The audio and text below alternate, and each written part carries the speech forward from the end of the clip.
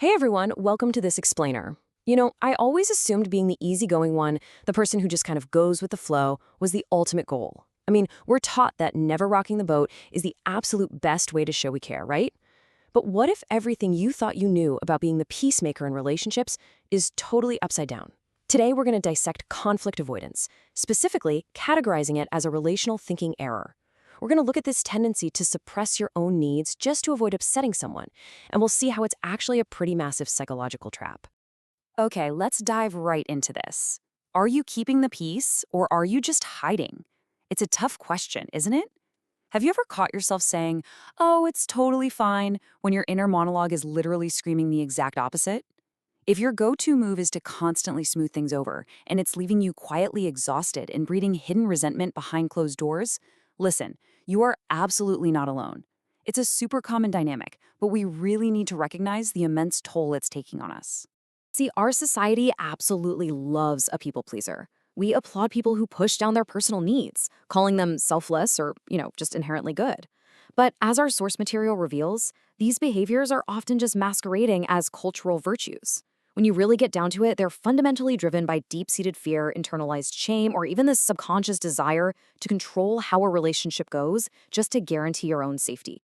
Which brings us right to section 1, the diagnosis, a relational thinking error. Now, if you're recognizing yourself in any of this, please don't see it as some sort of permanent personality flaw. Actually, it's a very specific, totally solvable glitch known as a relational thinking error. Basically, this is a faulty thought pattern that arises from emotional dependency, maybe some unresolved trauma, or just unhealthy relationship dynamics.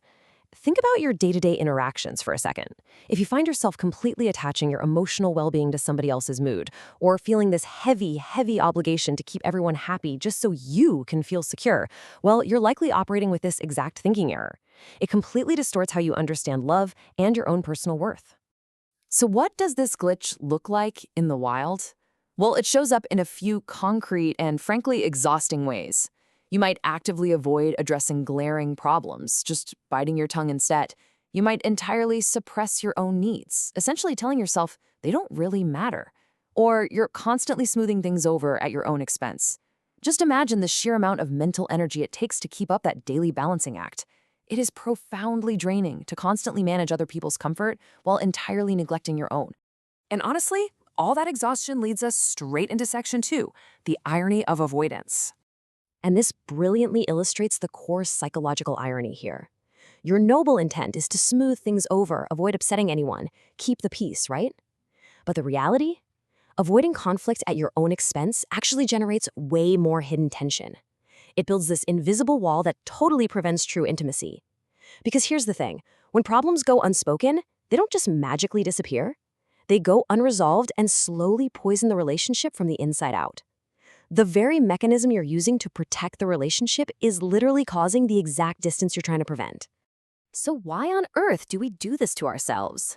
Let's turn to section 3, unmasking the root cause. If you are sitting there realizing, oh wow, I totally do this, I want to pause here with some deep empathy. Please do not feel ashamed. Our minds are incredibly adaptive. These patterns didn't just pop up out of nowhere, and they certainly don't mean you're weak. Often, these trace back to our early years. A lot of folks who struggle with this were raised in chaotic or emotionally inconsistent environments. As a kid, you probably learned to survive the chaos by managing the emotions of the adults around you. You became hypervigilant, constantly reading the room for nonverbal cues, operating out of this deep fear of disapproval. And you know what? These behaviors started as absolutely brilliant, necessary childhood survival mechanisms. But the tragic catch is that as an adult, in what should be healthy relationships, those same habits become massive liabilities. There is a crucial takeaway here from the source material that I absolutely love. Relational thinking errors are not your fault, but they are your responsibility to heal. That is such an empowering insight. It fully validates that your past shaped your survival skills. It wasn't your fault you had to learn them. But at the same time, it boldly calls you to action. It's your responsibility to update that psychological software for your future. Which leads us perfectly into section 4, using radar to reconnect. Let's move to a practical toolkit and see how this builds a way out of the destructive cycle. It's called the radar framework. Reflect, describe, and respond. Think of this as your portable psychological toolbox. It's designed to help you navigate those highly emotional moments with absolute clarity, stepping into healthy, authentic conflict instead of just reacting on your old, fear-based autopilot. Let's break these steps down. Okay, step 1, reflect. You know that moment when tension spikes and your brain screams at you to just agree and escape? Pause. Ask yourself, what am I actually feeling right now? What story am I telling myself? This reflection is a total game changer because it creates critical space between what you feel and what you do. It's literally a circuit breaker, interrupting that automatic autopilot that tells you to hide your needs. Once you've taken that breath and paused, step 2 is to describe. This is where you translate your inner reality into clear, non-judgmental language. So instead of attacking the other person or completely shutting down, you just name what's happening beneath your own surface. For example, you might say, I feel hurt right now because I expected support, but instead I felt dismissed. By honestly naming your feelings without hurling blame, you immediately neutralize their defensive reaction and open the door for a real conversation. And finally, step 3, respond. Because you took the time to reflect and describe, you are no longer reacting out of that childhood fear. You're completely equipped to choose a thoughtful action that aligns with your adult values. Instead of withdrawing in silence or clinging anxiously, you can choose to set a firm boundary. You can ask for clarification. You're basically reclaiming your authenticity and stepping out of that exhausting peacekeeper role to become a true equal partner.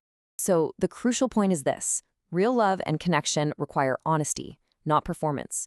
You are not put on this earth to keep everyone around you comfortable by constantly playing a role. The ultimate goal of recognizing this thinking error and using tools like radar is trading that fragile, exhausting illusion of peace for the deep, unshakable reality of genuine intimacy. Which leaves us with one final, lingering thought for today. What truth are you avoiding in your next difficult conversation? I really want you to take that provocative question with you. Think about how you can immediately apply this to your own life. Challenge yourself to stop performing, start leaning into the raw data framework, and just watch the incredible connection that happens when you finally stop hiding. Thanks so much for learning with me today, and we'll catch you on the next explainer.